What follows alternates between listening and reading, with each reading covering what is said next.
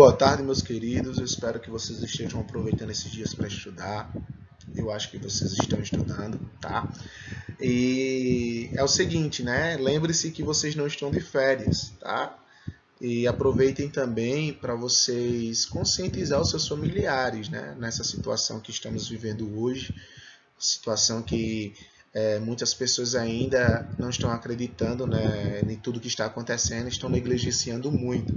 Que vocês possam ser o porta-voz na casa de vocês e na família de vocês, tá certo?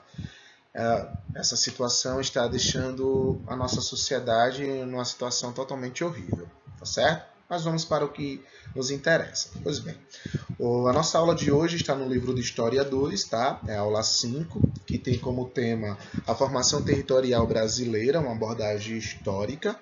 Ele traz uma abordagem histórica pelo simples fato, né? Vocês também podem analisar isso em geografia, tá certo? Então vamos lá para a nossa aula. Pois bem, eu preparei aqui uma breve introdução para vocês. Nessa introdução, a gente precisa entender como é que se dá esse processo de formação do território brasileiro. Quais serão as perspectivas, as principais características, não é isso? E como é que se constitui essa formação do Estado brasileiro no interior? Será que é da mesma forma que aconteceu no litoral? Né, que a gente tem uma abordagem ali a partir de 1500, e só que constitui-se o período colonial em 1530, não é isso? E para entendermos esse desenvolvimento do interior do Brasil e o processo de formação de vilas, né, a gente precisa entender um fator econômico, que nesse caso, o fator econômico aqui é a pecuária, tá, meus queridos? A pecuária vai ser fundamental, a criação do gado, né? O vaqueiro vai ter uma simbologia gigante nessa formação, né? Os jesuítas também, os bandeirantes, né? São grupos que vai ajudar a trazer essa expansão para o território brasileiro, tá certo? E a gente precisa entender de que forma se dá. E a pecuária vai ser uma ferramenta essencial para a expansão e também para dinamizar o processo econômico das colônias brasileiras, tá certo? Depois nós vamos entender como se dá essa exploração, que de fato a exploração seria essa, né? E que essa exploração poderia gerir um povoamento, tá? E esse povoamento que nós vamos analisar seria do norte, tá certo? Depois entender os grupos, né, que seriam entradas e bandeiras, já falei para vocês que seriam grupos que teriam um papel fundamental, sendo um deles financiado pela coroa portuguesa e que seria missões extraoficiais, tá certo? E outros simplesmente para poder procurar um recurso econômico, tá certo? Mas que ajudou no povoamento e desenvolvimento do território brasileiro. E por último, nós vamos analisar aqui o impacto da União Ibérica, tá? União Ibérica, todo mundo já sabe o que é, seria o domínio, né, da Espanha sobre Portugal, tá certo, meus queridos? Iniciando o nosso conteúdo aqui, nessa breve introdução, ele traz basicamente uma situação simples. Todo o processo de formação do território brasileiro se dá pelo fator econômico, tá? E os primeiros focos de povoamento mais intensivo aconteceu em 1530. Sim, lá você falou que era pelo base econômica. E aí? Pois bem, a gente tem que voltar um pouco e entender que em 1500, quando os portugueses chegaram aqui, o objetivo deles era encontrar pequenas especiarias. E, de fato, eles não encontraram isso, tá? Então, eles foram utilizar alguns recursos naturais que a terra disponibilizava ali. E o principal recurso foi a extração do pau-brasil, né? O pau-brasil, vamos analisar nesse período pré-colonial, como um desenvolvimento econômico, tá? Até então, que era uma colonização de exploração. Os portugueses mandaram várias expedições para poder analisar o território brasileiro, né? E essa análise trouxe uma visão de exploração desse território, né? E já em 1530 nós vamos encontrar outra base econômica que seria o açúcar, né? A plantação da cana-de-açúcar, tá? E depois a produção e o processamento para formar o açúcar. Essas duas bases econômicas, meus queridos, estão vinculadas diretamente com a Europa. Tá certo? Não trouxe nenhum desenvolvimento interno para o território brasileiro. Isso só vai se constituir a partir do momento quando o rei de Portugal vai dividir esse território em capitanias hereditárias, vai mandar um donatário para organizar essas regiões, e ali nós vamos encontrar sucessivas tentativas de invasões, né, e algumas mudanças nesse território.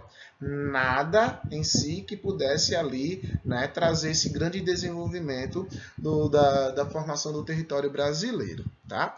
Só apenas a partir do século XVII que nós iremos encontrar a expansão de atividades econômicas voltada exclusivamente para o interior do Brasil. Olha só, nós temos aqui um mapa, e esse mapa, né, o povoamento do século XVI, ele nos apresenta que essa parte de desenvolvimento econômico se localiza exclusivamente na faixa litorânea do território brasileiro, tá certo? É aqui nessa faixa onde nós vamos encontrar os primeiros ápices de desenvolvimento da economia do território brasileiro. Tá? Em 1500 a extração do pau-brasil e a partir de 1530 a produção do açúcar, tá certo? Só que quando nós chegamos no grande desenvolvimento de expansão desse território, né, de adentrar a mata, trazer um estilo de povoação, nós vamos encontrar aqui outro estilo econômico, que nesse caso seria a pecuária, tá certo? E a droga dos sertões, tá? A droga do sertão, que favoreceu basicamente o povoamento de todo esse território brasileiro, certo? Criando vilas, depois se constituindo em cidades, né? E trazendo aquele grande desenvolvimento da sociedade brasileira. Com base no entendimento que esse novo território aqui seria bastante lucrativo, povos vizinhos abriram o olho, né, e viram a oportunidade de lucrar nesses territórios, nessas terras recém-descobertas. Aí você pode se questionar, ô Léo, que povos seriam esses, né? Nós já estudamos sobre eles? Já sim, né? E um deles tem um papel fundamental na construção da colônia brasileira, né? Essa parte aqui da construção dos engenhos. E eu acho que vocês já sabem quem são eles, certo? Seria o primeiro deles os holandeses, que trouxe uma contribuição no financiamento da construção dos engenhos, né? Claro que teria um pacto ali, né? Em relação a essa grande produção. E o segundo deles seria os franceses, meus queridos. Os franceses totalmente de vertente calvinistas, e eles vão vir para esse território porque eles estavam sofrendo perseguições na França. Na França, naquele momento, estava acontecendo a reforma protestante, né? E os ideais de Calvinos estavam se propagando, e isso houve uma divisão naquela sociedade que era totalmente católica. Tá certo? Então eles vão vir para o território brasileiro e aqui se refugiar, né, e trazer uma perspectiva de lucratividade nas colônias que estavam sendo formadas. Lembre-se da seguinte forma, a maioria desses grupos não tiveram êxito, tá certo, meus queridos? Eles não conseguiram consolidar-se em colônias brasileiras, tá? O que acontece? Quando a gente analisa a pecuária como um fator econômico e a pecuária adentra esse território brasileiro e traz grande desenvolvimento, tá? A gente precisa analisá-la como um fator chave da formação do território brasileiro, tá certo? A pecuária teve um destaque na história do povoamento e na constituição dos limites territoriais brasileiros, exercendo um papel de caráter não só econômico, tá? A pecuária ela trouxe grande desenvolvimento, principalmente um desenvolvimento geoestratégico, tá? Geoestratégico de que forma? Difícil acesso para estrangeiro, de penetrar naquelas colônias, mais afastado do litoral. Tá? A Magno pode explicar isso com mais detalhe para vocês, tá certo? Pois os colonizadores acabaram usando a pecuária como uma atividade complementar para a economia açucareira e mineradoras. Tá? Olha só quando ele fala atividade complementar. Quando ele aborda que a pecuária é uma atividade complementar para a economia açucareira e mineradora, é porque na realidade não tinha todas as bases econômicas e que suprisse a necessidade das pessoas que estavam tanto nas fazendas como nas minas. Tá? Então a pecuária ela vem para suprir essa demanda, né? Mais alimentação para as pessoas, e o objetivo também, inicialmente, não era povoar, era levar aquelas boiadas até aquelas regiões, só que quando eles percorriam grandes quilômetros, né, quando eles paravam para repousar e ali permaneceria por alguns dias, ali já se constituíam vilas e ali eles permaneciam naquela região, certo? Continuando, e ainda como estratégia de povoamento para dificultar a penetração de estrangeiros no território. Por isso que ele vai englobar essa caracterização geoestratégica, tá? Uma estratégia de não facilitar tanto a penetração de estrangeiro naquele território. Olha só, meus queridos, esse mapa aqui. Esse mapa ele traz uma característica gigante sobre o processo econômico do século XVII. Nós vamos encontrar aqui essa base, aonde vamos encontrar as drogas do sertão, tá certo? Todo o processo das drogas do sertão, tá? Aqui nós vamos encontrar a região da Amazônia, né? O rio Amazônia aqui, tá certo? Nós vamos encontrar aqui nessa parte a produção de cana-de-açúcar, que serviu como base de desenvolvimento econômico principal na colônia do território brasileiro.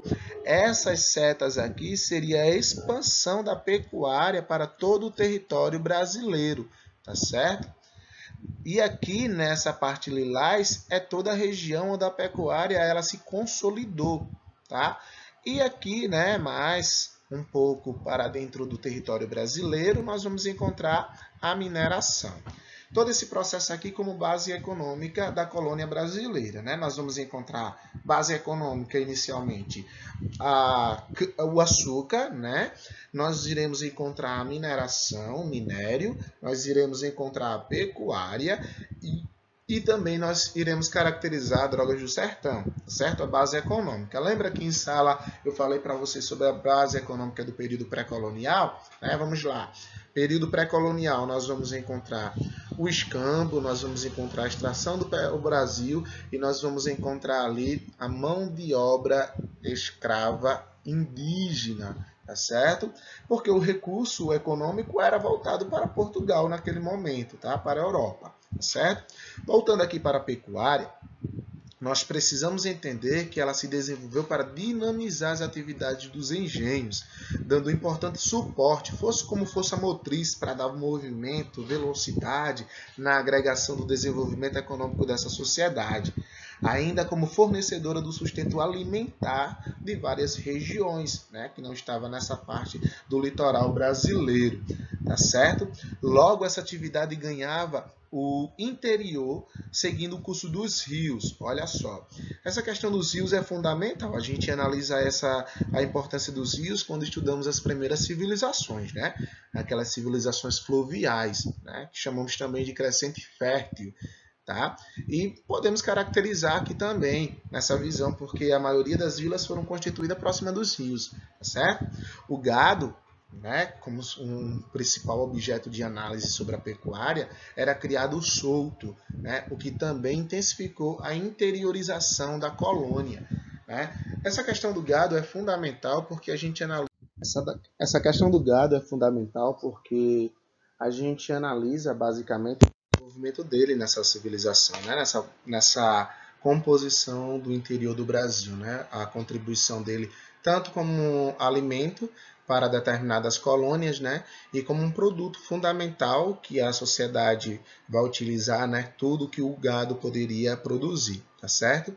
Analisando aquela perspectiva da criação do gado, né? O rei de Portugal, em 1701, determinou que a criação do gado deveria acontecer com a limitação no mínimo de 10 léguas do litoral, né? Lembrando ali aquela situação onde uma das áreas que mais teve a criação do gado, né, foi ali basicamente na região do Rio São Francisco, tá? Um rio que vai ser importantíssimo para o desenvolvimento do interior do território brasileiro. Tá? Só que quando a gente falamos sobre a pecuária, a gente precisa entender que existem dois fatores fundamentais, principalmente no Nordeste, né? Nós classificamos aqui, né? Um dos principais fatores é a rota do sertão de fora, tá certo? E a rota do sertão de dentro. Beleza? Olha só como é que ele vai especificar esses dois termos. Sendo que a rota do sertão de fora, que ligava Salvador a Fortaleza, sem se distanciar tanto do litoral, e teve o Rio São Francisco, como eu falei há pouco tempo para vocês, né? Como o Rio São Francisco como grande relevância, grande importância, né? O Rio São Francisco que faz até aquela alusão da formação de algumas civilizações, como nós já estudamos, né? Sobre as primeiras civilizações, tá? que considerávamos elas civilizações fluviais, que procuravam ali as margens dos rios para poder constituir-se e morar naquelas regiões, tá certo? Já o sertão de dentro, que interiorizava as fazendas do interior da Bahia com o interior do Maranhão. Então a gente consegue perceber, ter essa noção de que o Nordeste brasileiro ele foi tão importante para o desenvolvimento da interiorização do território brasileiro, tanto na criação do gado como na droga dos sertões, né? Como nós já falamos um pouco sobre elas, tá certo? Que seria pimentas, né? Mandioca, batata, tá? Entre outros meios de produção que isso iria aguçar o paladar e o desenvolvimento interno, regional, tá? Isso aqui é uma economia totalmente interna. Tá certo? Nesse mesmo momento a gente vai classificar, e outros historiadores vão falar e deixar bem claro que vão classificar essa civilização como civilização do couro. Um deles vai ser Capistrano de Abreu, né? Que ele vai deixar bem claro. Por que civilização do couro? Seria a combinação entre o povoamento e a técnica de aproveitamento do gado, né? Então seria basicamente essa noção, a gente perceber qual a importância da pecuária para o movimento de consolidação do interior do território brasileiro, tá certo? Dando continuidade aqui, a gente vai falar um pouco sobre a exploração e povoamento do norte do território. Aqui nós vamos encontrar um dos principais grupos, né, que vai ajudar nesse processo de formação do interior do território brasileiro, tá? Que seria a missão jesuíta, tá certo? Só que antes disso tudo a gente precisa entender que o povoamento do norte pode caracterizar especificamente na região da Amazônia, como eu já falei para vocês. O objetivo era promover o mapeamento, assim como pontuar áreas de futura exploração e de povoamento. Um dos grupos que ajudou muito nesse processo de mapeamento foram os jesuítas, né? A missão jesuíta também contribuiu para o processo de povoamento, pois a Companhia de Jesus percorreu as mais distantes do território para promover aldeamento e evangelização dos nativos. Então, os jesuítas teve um papel totalmente importante na formação do território brasileiro, tá? Esse mapa aqui nos mostra perfeitamente, né? Onde temos aqui essas cruzes. É isso, demonstrando basicamente o processo de formação de alguns aldeamentos e provavelmente algumas colônias que estavam surgindo naquela região. Tá? Agora nós vamos falar sobre esses dois grupos, entradas e bandeiras. Né? Na colônia portuguesa na América existiam dois modelos de empreendimento que contribuíram para o processo de povoamento. O primeiro deles eram as entradas, expedições de caráter oficial, financiadas e autorizadas pela coroa, as entradas, tá? Entradas, o único grupo que vai ter um financiamento exclusivo e autorizados pela coroa para expandir e colonizar determinadas áreas, né? Povoar determinadas áreas. O outro era os bandeiras, expedições particulares de aventureiros, tá certo? Que objetivava a money, que promoveram significativa contribuição para a formação do território brasileiro, tá certo? Olha só, já falei para vocês sobre os jesuítas, que contribuiu para a expansão e povoamento do território brasileiro. Agora nós caracterizamos as entradas, expedições financiadas exclusivamente pela coroa luso-portuguesa, e os bandeiras, né? Expedições particulares de aventureiros, tá certo? E também vamos encontrar os bandeirantes, que vai ajudar muito nessa consagração desse desenvolvimento, que depois eles vão se constituir, né? Quem seriam os bandeirantes? Aqueles vaqueiros, né? Na realidade, e outros que vinham basicamente com o objetivo de explorar territórios, né? Capturar escravos, fugitivos, indígenas, entre outros meios, tá certo? Estas recebiam esse nome em razão das tradições de se utilizar uma bandeira para representar uma família. E essa caracterização também tem em relação da simbologia, né?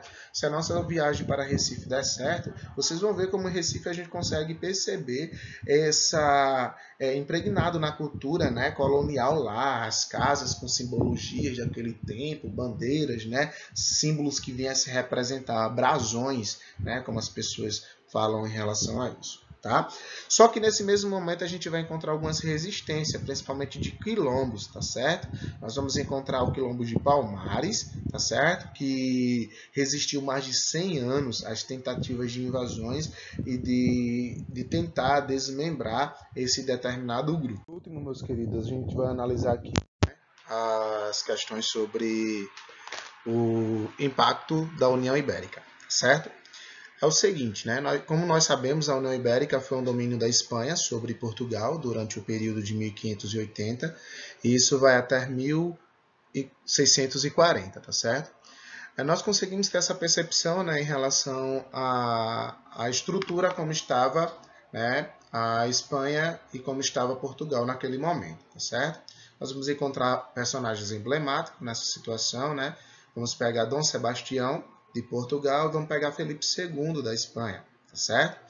Ele vai aproveitar, Felipe II vai aproveitar a oportunidade, né, a qual não tem nenhuma linhagem sucessória em Portugal e vai estar sobre aquele domínio ali, fazendo aquilo que nós chamamos de União Ibérica. Tá? Neste período, o Tratado de Tordesilhas não foi considerado, né, possibilitando a migração de povos para áreas antes limitadas, e isso trouxe basicamente outro projeto de expansão, né, de interiorização do território brasileiro, certo? Só que em 1640 ocorre a restauração de Bragança. O que significa isso, né? Portugal agora consegue restabelecer o território, consegue livrar-se da Espanha e está ali sobre o domínio, né, do território da metrópole Portugal e das suas colônias, né, por intermédio de Dom João IV, né? Portugal se livrou dos domínios da Espanha e em 1642 foi criado o Conselho Ultramarino, cujo objetivo era aumentar a centralização sobre as colônias. O objetivo de Portugal era o quê? Agora eu vou aumentar a fiscalização, agora eu vou intensificar mais tropas nas minhas colônias, né, para poder controlar, né, e isolar aquele determinado território, proibindo assim de invasões, né, estando ali sobre o domínio total. E é também nesse mesmo período que Portugal vai sugar todos os recursos da colônia, né? Vai transformar ali a colônia, basicamente, como alguns historiadores comentam, né, a vaca leiteira de Portugal, tá certo? O Brasil se tornará a vaca leiteira de Portugal. E é assim que a gente consegue entender, tá, a formação do interior do Brasil, né, esse impacto e processo de migração, tá certo? E o que acontece nesse projeto aqui de desenvolver esse interior do Brasil é perceber que vários grupos contribuíram, não é isso? Nós vamos entender essa visão pelo simples fato, né? O processo econômico que desencadeou nesse período foi fundamental para a consolidação de determinados grupos e a projeção da colônia, tá? E a sua formação. Tá? Nos encontramos logo mais na nossa transmissão ao vivo. Tá? Tchau!